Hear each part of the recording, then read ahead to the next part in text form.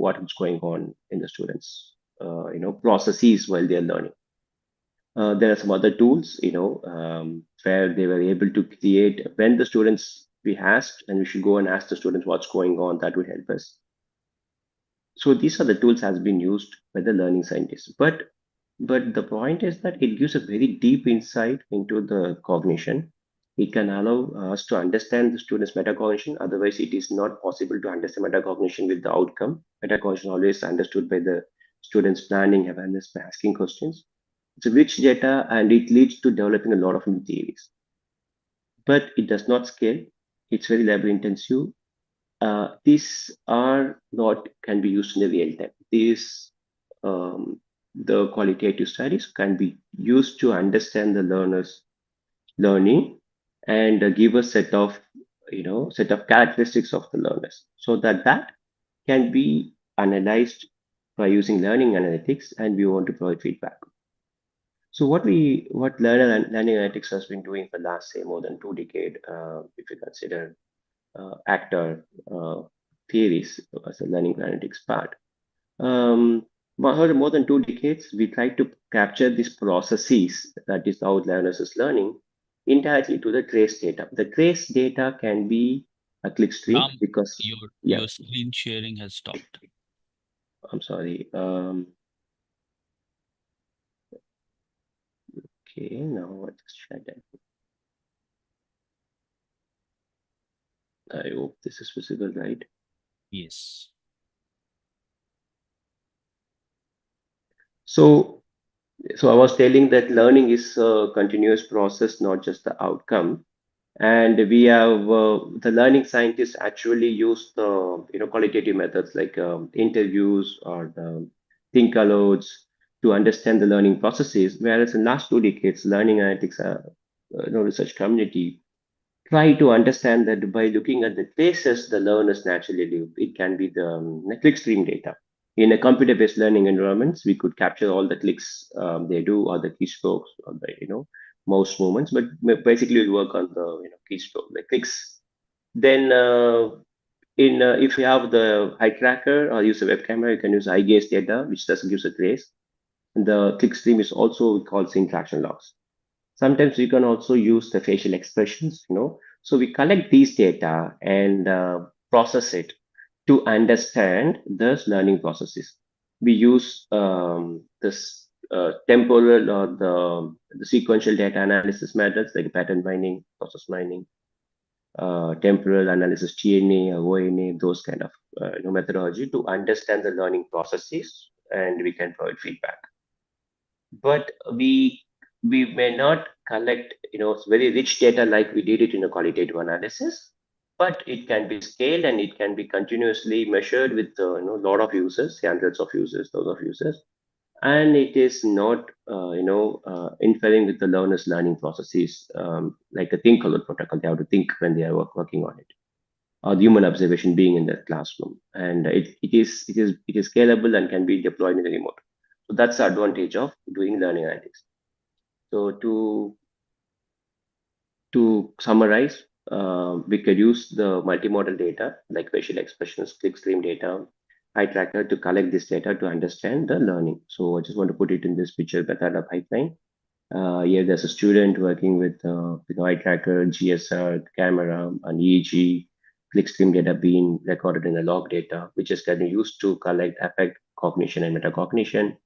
That can be fed into the learner model. Then we can provide measure what is going to happen next step, then you can provide adaptive feedbacks. So that's the context I want to set. When we talk about learning analytics, for the last 2 decades, we are measuring the learner's trace data using uh, multi-channel data, multiple sensors. Then we try to understand the learner model, and based on the learner model, we can go and personalize adaptations. So I'll stop it here, but with one example. We actually did one of the system we created called PyGuru, which is due to Python learning environment to teach Python programming to the undergraduate students. It logs every action in the student they're doing in the systems, computer-based learning environment. We classify each actions into ICAP framework, that is passive, active, constructive, or interactive. while they're watching the videos, while they're reading the reading the PDF or reading the content, based on their action. If they simply read the passive, if they're taking highlighting, annotating, or they interacting with the video and answering the questions, those kind of things are considered active. Then if they create a code or modify the codes called the constructing codes. So we collected this data, and it has established that significant diversity across the students exist, and the time and if the students given a multiple task, the interaction pattern in terms of active and passive is changing, based on the task and the time period. So this is to show that LA is working as intended in this one of the, of the example that we trace the data using log data. We try to understand the engagement model. We get the about the learner model. Now use the learner model to provide a feedback. So just give an example. I think I'm done with the Yeah, slides, and my slides also stopped uh, sharing. Yeah, great. So your slides have some AI built in, yeah, I'm sure. No. and some agent is communicating with Zoom. Uh, I was interested in generative AI. Now, as you said, that there are so many ways to.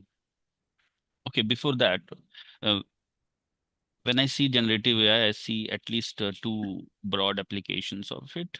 First, generative AI to create learning supports, to create learning environments, Yeah, and other is generative AI to create to aid analytics itself, right? Um, so, given these two applications of generative AI, I'm curious about how things have changed now.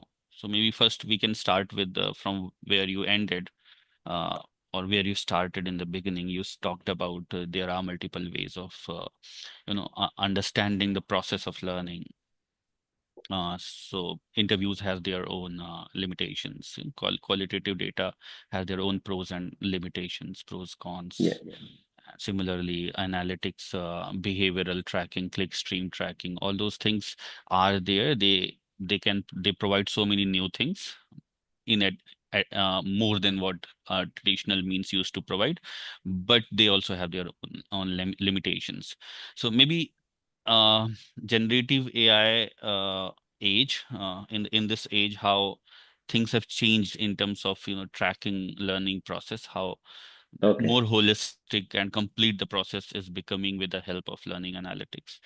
That's towards the yes. LA side, and then we can switch to the generative AI as a scaffolding aid. Yeah.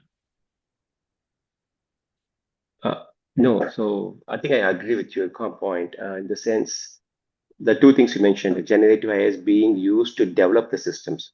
What happened usually, say before 5 years before, we used to have only one system. For example, if you would have known in LA community, we used to know about 5 systems or 10 systems. We know about that. For example, for the essay learning, you should learn one particular system. If you talk about metacognition, MetaTutor was there, Betty's Brain was there. There were systems which is created for a particular task. What is happening now is with the AI is helping the developers to create systems. A lot of new systems are coming nowadays, like for purpose, with the short lived. For example, I wanted to teach students on particular concepts. I create a system quickly using Gen AI that is actually helping the community. Second, the main question is that how just generative AI, can help in understand the, measuring the learners. Actually speaking, what we had a belief is that for the last 15 years, which I was working, I think this is completely my opinion, that we can trace the learners, we can trace the cognition by tracing the learners. For example, I can understand what is that student thinking by tracing the learners. To give an example, if the learner is able to do a particular MCQ question correctly or do a particular causal map correctly, I know the outcome is due to the previous set of actions. I can go and trace back. Did the learner do the proper reading? Did the learner spend time on a particular content? It's in like IGS data or the log data. Then I can provide it. Now this Gen AI coming into picture, it is not scaffolding.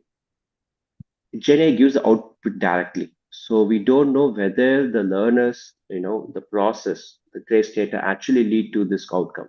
So that is not clear. So we want to understand whether Gen AI is providing the scaffolding, but the point here is that we are not even able to trace how the outcome has generated. So I think that's a bigger challenge now. Yeah, that's I will stop it And here. and Yeah, does Gen AI know how it has generated an output? that is. I think I can't answer it. I'm not able to answer that question. See, Gen AI might. It's a probability based, the machine learning where the data is created based on the existing data matches the right data. We are not talking about how Gen AI is learning, but now when the learner is interacting with the system um, in a normal setup, we know the traces leads to outcome. Now the outcome emerges without any traces. A student go and ask the question, the outcome emerges. We don't know what is the thinking process a student did before the outcome came. So now it's a challenge whether can we measure it. It's become harder, and it's a change the way we mean by learning. It's both. It's both actually. But what highly happen is we're changing the unit of cognition. Then I talk about cognition, right? Initially, I talked about cognition as thinking. It can be comprehensive, able to they or understand the information from the senses. The cognition unit is changing. The what is we measure has to be changed. We are not going to measure the same thing which we did in the LA for last 15 years. So that's my answer. It's Gen AI is changing, but yeah, Right. Yeah, maybe a related question that I have in my pool. The next one is related to the same thing. What are we really okay, analyzing? What is the unit of analysis? Should we focus on in the individual learner, which has been a challenge that the community is solving for decades? yeah, Um, or is it learner AI interaction or the combined human AI system? great. Uh, and when I say AI system, Um, I know that this AI is black box completely. Even if you okay. wanted to explain how it came to a suggestion, uh, it would be a challenge. Yes. So, what should be the unit of analysis? So I think thanks for the question. The point is we talked about the unit of cognition before, right? Yeah. Now the question is, are we measuring individual learner or the interaction? I think it depends on the question again. For example, if I want to understand a learner's interacting with the AI, and we want to know what has been changed to learner before interacting with the system and after, I would go for the individual learner. For example, I want to student is interacting with the system, then student had some pre-test, post-test, some learning happened, some data happened. So I can say that this learning has happened so that the student is able to apply this knowledge in other transferable tasks. Then we need to go for the individual learner. If it is to understand how the learner and AI interacted, then it is how they worked on it. Then we need to work on AI, human AI interaction. For example, in the interaction, we need to understand whether the learner is accepting the answers quickly, how are they interacting with it, those kind of which interaction has been needed and measured. Combined, I don't know. It's not. I don't understand combining the both AI and human system, but I can talk about the two. I don't know the third one exactly, the combined one. The first one is if you want to measure the individualist learning, you want to go individual. If you want to understand the learning processes, go and look at the AI interaction. That's my suggestion. Yeah. But yeah, When combined, yeah, yeah, when I wrote combined, I meant I had this assumption that going forward, what learner needs to learn may change, and it is more about a synergistic coexistence of each other. And learner, when you talk about performance in any discipline, or problem solving, for example. It's not just a human individual who is solving the problem. It's Yeah, about got human it. AI working together. And so essentially, the third assumes that what is to be learned is changed. Oh, great. Oh, I think we are to uncover that. See here what we are saying is if the human and the AI together solving a task, it's not that human is, human have agency and both together solving a task. Um, that is kind of how the human is interacting with the AI. You can do the interaction log data, and are the humanists involved in modifying the content, or how we interact with the system? I will put it back to learner AI interaction in that case. There, our goal is to measure whether they are solving the outcome. Whether in the second point, the goal would be how the thinking process has evolved. Looking at the same data, different lenses possible. Yeah. Yeah. All right, maybe coming from what you said a couple of minutes before, you were talking about AI learner interacting with AI. Uh, what makes me a little uncomfortable Yeah. is the fact that whenever we talk about now with Gen AI, whenever we talk about learner interacting with AI, we talk about learner chatting with AI or Yeah. maximum learner, uh, speaking and conversing with AI. That's the maximum what we talk about. And but when before this Gen AI, when we mostly talked about AI supported learning environments, there have been so many different types of interactions, very basic interactions, like there's a card on a screen and you just drag and drop the cards in a right bucket. So and there are so many other types of interactions possible. Uh, what do you think? Are we just because Gen AI is so fancy and so efficient in natural language processing and all, so we are just restricting the kind of interactions learners should have with the learning environments? Uh, The still people develop the systems where there's a context, the student have to do some of the actions. Then they have Gen AI, maybe a chatbot, in the form of chatbot, or they can do that. If you think about the users who are in the school, in the school system, Gen AI is not into the system completely yet. So still we could create a system to understand their, thinking and learning processes. Whereas if you are thinking about an undergraduate student, so I'm giving a task to the students. I don't want to restrict the students to not to use AI. They should use AI the way they want it. In that particular case, we need to know how they are interacting with the Gen AI interaction and how the outcome is generated.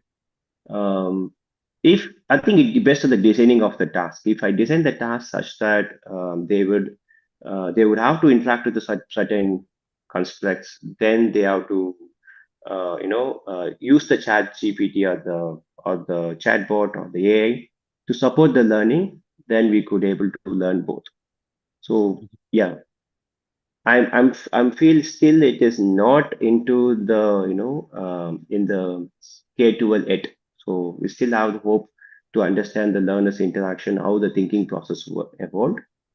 But if you want to interact only in the Gen AI, it's only that. I think we don't have the other way now. yeah.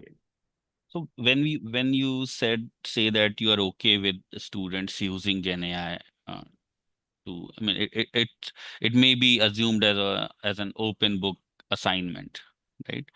Uh, but I mean, my next question is related to that. So when you tell the learners that okay, go home and do this, they Mhm. can use their learning and even AI to produce some kind of outputs, Okay. right? So uh, how do you identify in your case that learners have really understood things and your purpose of giving the learning assignments is Okay. successfully achieved?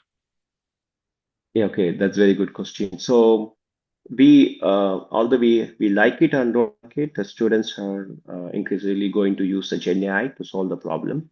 So what we do is that we check whether they have applied the thinking process when they are interacting with the system. We collect their interaction with the chatbot, whether they are applied their thinking process. For example, asking the right questions, are they accepting the answers directly from the AI, or they are restructuring, reframing it. That's they do. We check those kind of things, whether they're able to interact with the AI, you know, for the given context. Then that are they able to apply the knowledge they learned in a context where AI is not supported? Suppose I give the particular task to the learners, they interact with the AI, and they complete a particular task.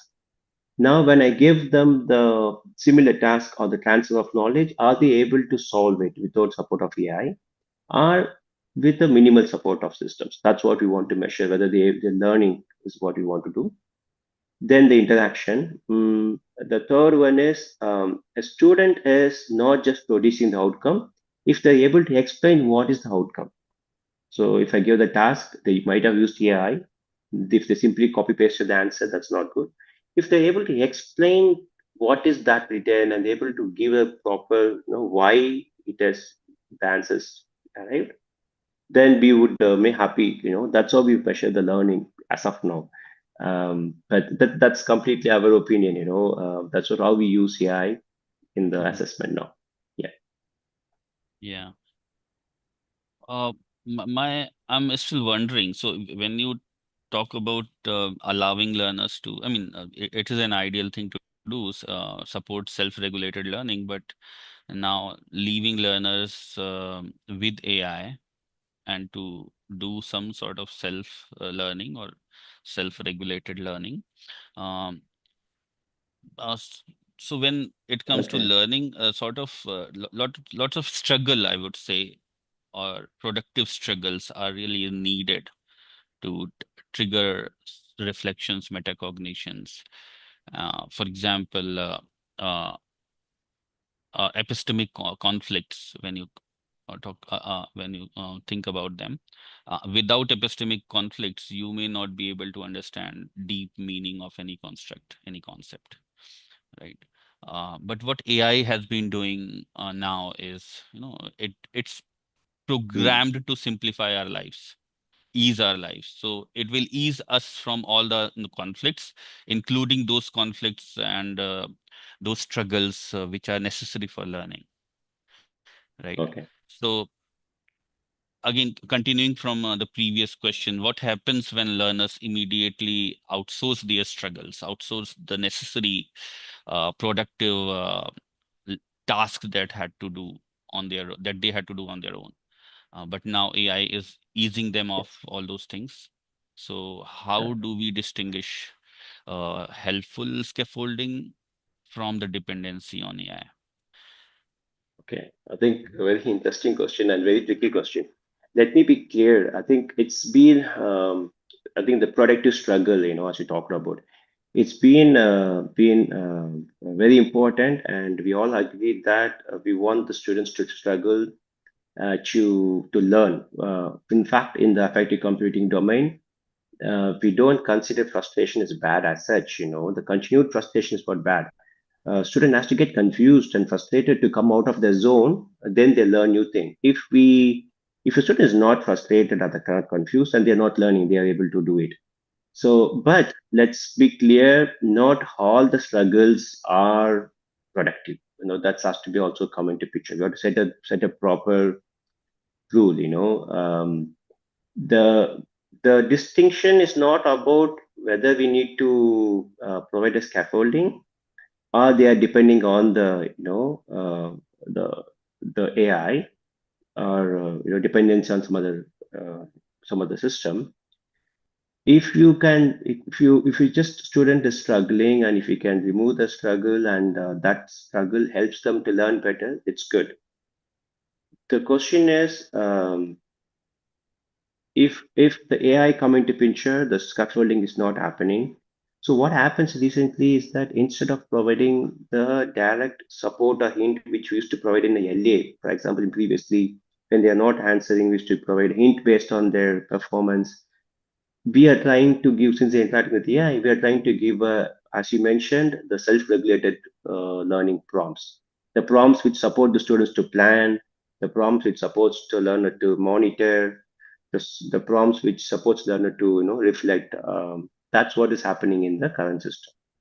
So previously, when we talk about a system, we could provide when they provide struggle, we let them struggle a bit. Then we provide SR prompts also, plus we give a hints to support the struggle, to come out of the struggle for learning. But now it is different in the sense we are trying to create the scaffolding to provide the self-regulation. So yeah, Yeah, it's just become this helpful scaffolding. I think you mentioned it clearly that instead of helping them in the struggle, instead let them do some prompts so that they can learn better. They know how to learn. great. Uh, all right. I wanted to come to this question later, but maybe I can ask it Yeah, a bit of it, part of it right now. What do you think this everyday interaction with, you are a teacher and you design some activity for the learners. That's one thing, and that's a case of formal learning, yeah, formal education. Now, in the case, but formal education is just one small part of individuals' 24 hours. Most of the yeah, time, we all are, surrounded by so many information interactions informally. And yeah. when I say information interactions, I'm referring to interaction with the digital and AI technologies. Okay.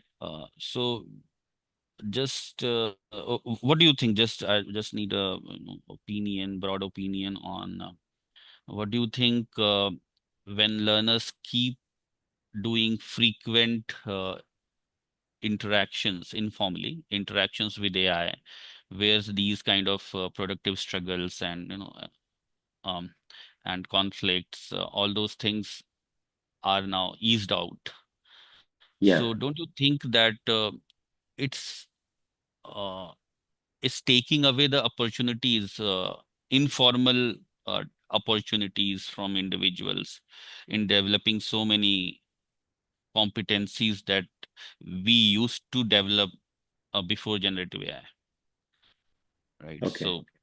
So even when we compare Google search versus or any search engine versus Yeah. generative AI based responses from the same company's product, um, we see that okay, when we get at least 10 links on the first page of the search result, we were at least comparing the two results and all, and we were exposed to multiple perspectives of information. And now what's happening is you get the answer in one go, and you don't need Yeah. to, you don't get opportunity to unwillingly exposed to multiple perspectives. So this is just one example of how Yes. informal opportunities of practicing nice things, which are good for our cognition, metacognition, are now No. depleting from our lives. So what do you think about it? I think I think I may not have right correct direct answer, but let me give you. This is two part I'm thinking. The one is for the example you're giving in a search engine. Uh, Initially, search engine used to give a direct links. Then it got personalized based on your context, your location. Now it is a summary of those links to you. Maybe we might have lost the ability to to pick the right one or have a diverse opinion. Let me come back to the first part of your question where student is learning continuously interacting. I think we need to have set up boundary clearly. Learning analytics or any research, it is not to control the student learning in all across every their day to day completely. That's not correct. What we want to do is that trying to understand the learning processes so that if we understand the learning processes we could design those systems better. That is the major goal. That we should not deviate from this particular goal, that we want to understand how students learn in a particular complex problem. If I understand them better, maybe I'm not going to do it for all the sample size. So I want to do it for small sample size. If I understand it correctly, I would be able to design the system so that it supports them in the learning. They learn how to learn, and we don't need to provide this scaffolding in the day-to-day learning, complete learning. No need to know. If you start doing it, we will be tracking the movements, and it's against their rights. I don't want to provide such a support or scaffolding towards the thing. The learning should happen naturally with their interaction with the peers, the other person, the materials, and everything has to happen. The learning science community, or this learning scientists, trying to understand the learning processes so that we could teach the concepts better. And by doing that, students learns how to they self-regulate themselves so that they can learn even in out of the classroom, out of this the academic traditional setup. They could apply their the learning principles. That's all. So I think as none of the learning committee would be trying to see what is happening outside. Can I do the feedback? I should not. It should not be correct, in my opinion. Yeah. Yeah, I completely agree. That I mean, that's a question we are coming to next about Okay. surveilling versus really understanding learners. But uh, don't you think that when learners are, everyday practicing not to Mm. reflect? I mean, otherwise we would be reflecting on something or the other informal situations, and this same learner is now coming to your classroom where you are responsible for their learning in that Yeah. context at least. So learners, don't you think learners are changing now?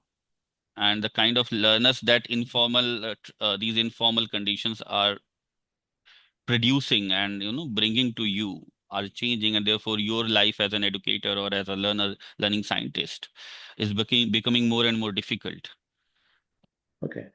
See, I think learners changing. As you mentioned, they are not reflecting. I think I may not agree that they might be reflecting, which we may not able to observe.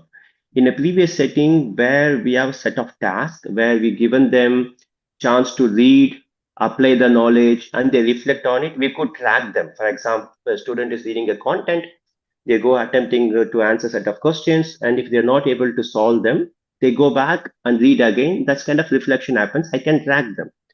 Maybe now they are doing it, but we are not able to observe it. Okay, now if they reflect and absorb by using, if they are they accepting the answers given by AI directly, are they modifying it? When they try to modify, when they try to do, they are reflecting on the response. So reflection is happening. That's what my opinion.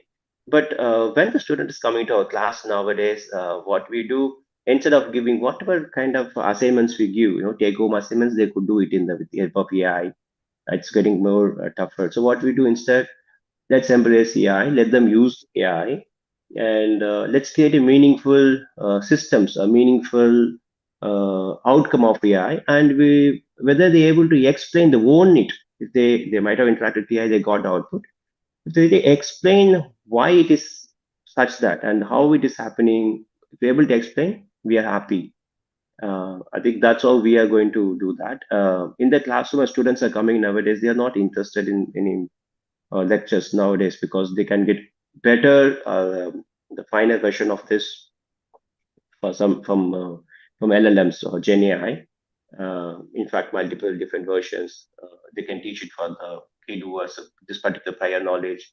Personalization is really good in the help of Gen AI. So we find out, okay, we just say that, can you use it to produce a artifact? Just give an example quickly. One of our course, what we did, we teach the course called Adaptive Tutoring System course. We did a lecture for say 3 weeks or for 5 weeks. We teach them what is the concept of a domain model, learner model, pedagogy module. Then we talk to them about the old system like a gift tutors, the CTAT, cognitive tutors, those kind of existing models where people can create intelligent tutoring systems. Then we said that now you go create your own, own intelligent tutoring system with the help of AI. Pick a topic in the class 6 to 8 in the math topic. Each group, the 30 groups in the class, each group picked the topic. They create their own domain model. We tested the domain model, validity, their pedagogy module, their learner model they created. Then they created their own individual personalized learning environment for the particular topic. So then we combined all of them, made into a nice, bouquet of intelligent routing system. It's a come out of the one particular class. So now they not only learned what is learner model, domain model, they also created one and they tested. So that's the knowledge we are moving towards. I think that's how we, instead of saying, the students are different, let them give the task they enjoy to do. That is, interact with the AI, create the systems, test it. That's the idea we are doing it. Great. Ram, thank you for the responses till now. Now let's Okay. move to the next part of it. Uh, Given I work for UNESCO, I will be more interested in knowing even some bits of things. Um, and also, I would like to tell the audience that our Professor Ram has been a part of one of the reports on ethics of AI in learner-centric education that UNESCO MGIP wrote. Um, so thank you, Professor Ram, for that. So maybe Thank you. we can start with a part of ethics now, and also Okay. the surveilling thing. So maybe the next question is around that. Yeah. Um, so when you talk about multimodal learning analytics and you talk about collecting so many different modalities of data, gaze data, facial expression, emotions, physiological, then again accompanied by qualitative data, so many of them. So you collect so many things around the learners. Yes. And yeah, and maybe you are saying that we should not go into the informal environments of the learner, that restrictions you made.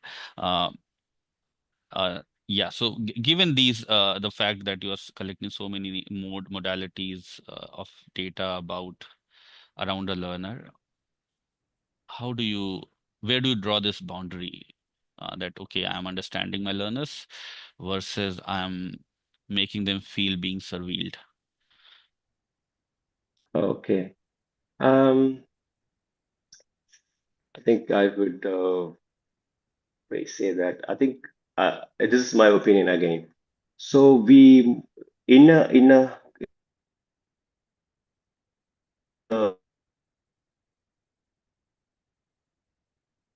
to understand how the learning process, example, the prompts, the interaction, and the gaze data to understand, the tracing while they were collecting data and how they're processing it. Facial expressions for the, for understanding the affective states.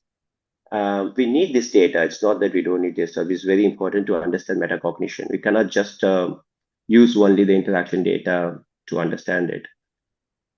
To These data is very important to understand, although it's very surveilling. I understand the term. It's very important. It's typically doing it to surveil all the time.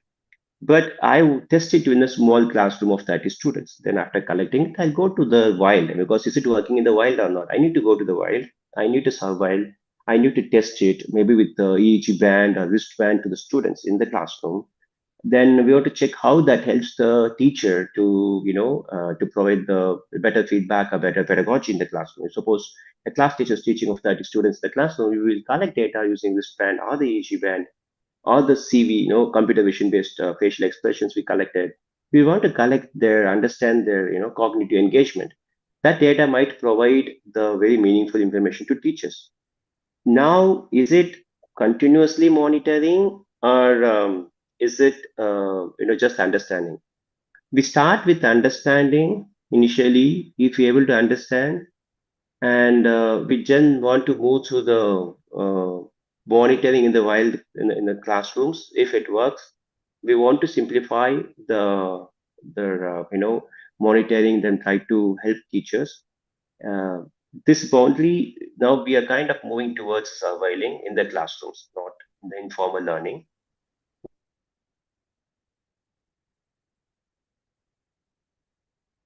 Uh, Professor Ram dropped out. Ashwin, Yes, I'm here. are you, can you, are you able to hear Ram? No, no, I'm not able to hear him. Yeah. All right, all right. Okay, maybe till We can wait. Ram joins back, we can talk about it. So yeah, thank you for joining, Yeah. being a part of it. Um, yeah, maybe what do you think about the fact that uh, Yeah. our lives So is becoming easy, about the previous discussion that we yeah. were doing? So I and Ram worked with one of the affected tutors, which Mm, actually has to recognize emotions in the classrooms.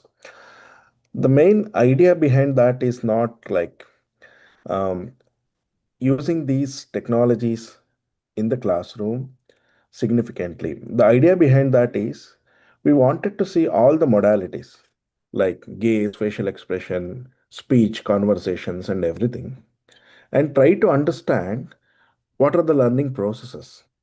mm, The end goal is that it's not to use all the modalities, but to find a way where one modality is significant enough, which can actually give us much more information to understand the learning processes. So that was one of the mottos as well.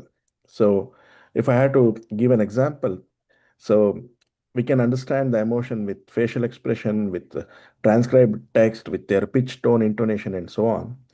But from the data, if you observe that majority of the significant expressions in a collaborative learning environment comes with the tone and the transcribed text, then we can eliminate the video processing. It's not required. So that type of outcome is also what we are looking at. So initially we start with trying to understand with all the modalities and try to see that which modalities are dominant and which are more meaningful, and we can use that. mm. I just want to ask, maybe let's check if Ram is already there now. Yeah, yeah. So I wanted to check if the objective must be to understand the learning processes completely, or the objective is to understand the learning process to best support the learning. It's a very tricky question. I would say this. Understanding learning processes itself is a very complex construct with change in technology. It's my opinion that it's hard to say that we understood completely like how the learning process is actually currently going on with respect to the technology. So the main agenda or the main motto will be trying to understand the learning processes first completely for at least what we want to use.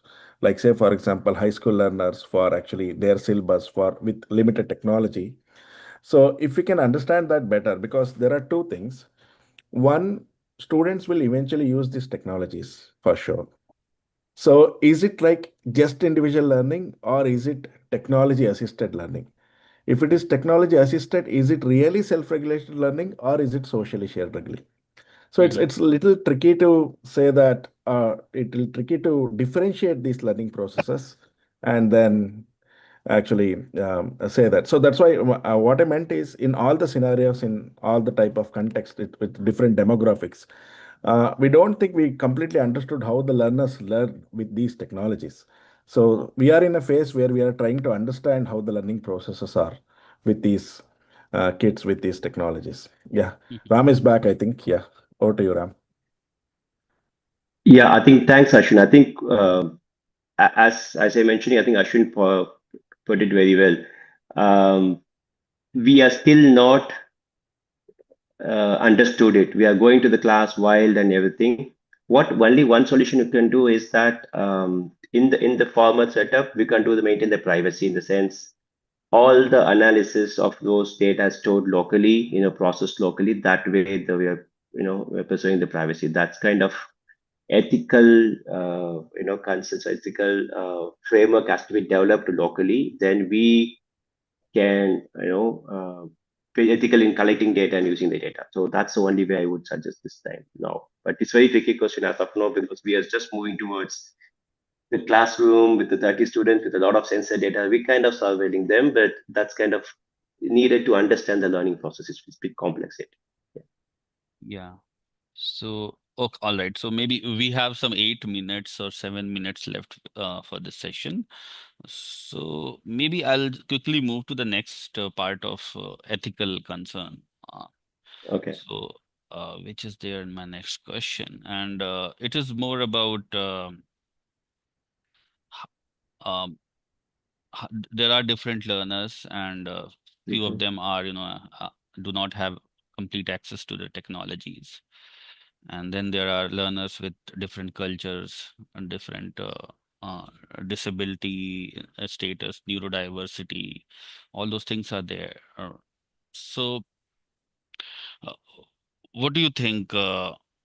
Which learners are most likely to be, misunderstood or disadvantaged by AI, Okay. or our incorporation of AI in the learning system? Okay. I think I consider it two groups. The one groups who don't have access to tech.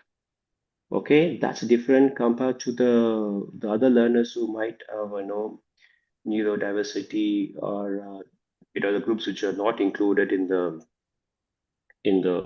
data collection. Okay, so two things. To answer the first question for the equity, the data, everyone should have access to the tech. I think this is coming up, changing. Everybody have mobile devices, and most of these things are picking up, and the UNESCO is doing a work on that. Supporting the learners, providing them education for the all the learners. To come to the other part, it's very important to understand. Um, when we conduct a study, it is on one particular population. Suppose I created a mechanism to detect the students learning based on eye gaze data. Okay, and the eye gaze data is actually, I used a system where the students were from one particular population. If I applied that same system to the different population, the system would detect it wrongly. So in the sense that the student is not learning, the system is not able to detect the students struggle or student learning process correctly. So the problem is, don't apply the systems which are created for one particular type of population to the other population. It is worse than not using it. If not using it, so the main thing has to come in now. Picture is that, can we create systems which includes all the population? Can you detect the affective states for the neurodivergent kids? It then, that particular system has to be applied to it. There are some research happening across the globe, but not much at all, if you say it. You know, so and for example, if you talk about disabilities, I think if you have a system which is based on the posture and gesture, don't use it. But it's more if it is a motor disability I'm talking about. If it is a system which is based on eye tracking and the interaction log data, it's perfectly well and good. So you need to understand what is the modality of the data used to detect the struggle or to provide the scaffolding. Use that properly. If it is not, it just don't mismatch it. It's my only suggestion here. So yeah, I think it's not misunderstood or disadvantaged. It's basically the not kite population for the kite sense of data. That's my yeah. Great. Yeah. Yeah, I was wondering if even just a human teacher uh, is able to cater to all kind of diverse learning requirements. That's a Not challenge for you. really, right? Yeah. Not really, right? The schools have a special teachers now, special education teachers now, but it's very rare. Even they're not able to appoint it for every school. It's not really, and one teacher for kids across all the classrooms. I think it's not possible, not actually happening. Yeah. Yeah. All right. Maybe towards in order to conclude the session, uh, Oh, I'll need a quick comment on this. So looking ahead 10 years from now, will we still measure individual learning or a learner's ability to think, collaborate, and act responsibly alongside AI? So mm, essentially, the question is, after 10 years, do you think that the kind of the kind of competencies we are looking for will drastically change and will yeah. include kind of human machine coexistence and co-working together? Okay, I think I will just give my comment. I cannot predict what's going to happen in 10 years because we are not able to predict what happened last 10 years. Okay. It's bit of thing, but I would suggest it's both. The sense, we would be measuring the learner ability to think, collaborate, and act responsibly in AI. That's mostly happening now. Most of the researchers are moving towards how the human AI interaction, how are they co-creating knowledge, how are they, the collaboration between the agent and the system student is happening. But we think we will be still measuring the individual learning because they will own the responsibility. So if something happens, who owns this responsibility, right? If we cannot say the machine did it, who's the individual's learning and the individual's uh, co-creation has to be own responsibility. So we have to measure both. But will we measure the way we are measuring now in the 10 years? It's definitely not. We can't say it because the things are changing. Will the AI will be taking care of everything? They will lead in our decision. It's not answerable now as of now because honestly, we were not able to answer what happened 5 years before. So my suggestion Yeah. is, my opinion is both would happen because we still need a person to hold responsibility for that particular task. Sh- Yeah, Okay, that's a great point to end this session with. Uh, I would like to thank all the audience who are online right now, and I would also like to thank all those who will be watching this session on YouTube in the future. And thank you, Professor Rajendran, to again accept our invite and doing this session. It was really engaging and insightful, and hopefully we'll take things from here on moving forward, and we'll be in a sane awareness of what all we should and should not target from AI as far as learning designs and learning analytics is concerned. And thank you, other team members. Thank you, Ashwin, for being here. So with this, I end this session. Thank you. yeah. Thanks, Sutash, for having me again, and thank you. It was great chatting with you and very great questions. Yeah, Thank you very much. Thank you, Professor. yeah. Thank you, Ashwin. Yeah.